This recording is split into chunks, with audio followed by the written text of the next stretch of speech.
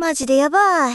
今自宅から CRA デバの語り役はウエスワリサの珍奇を天角操作してるんだけど、画面も音も演出もテンポで打ってるのと全く同じや。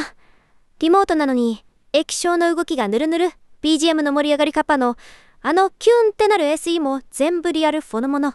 しかもね、ネット経由だから朝4時だろうが雨の日だろうが関係なし。津軽必要も移動時間もゼロ。変革だと何かずれるんでしょって思ってたあなた、全然違うよ。ボタンを押した瞬間の反応もガチで早いし、放流の回転すら臨場感ありまくり。さらにね、このプラットフォーム、合間の語りだけじゃなくて、他にもめっちゃいろんな機種がし揃い。毎日違うタイオのペシャムせるの、最高すぎない？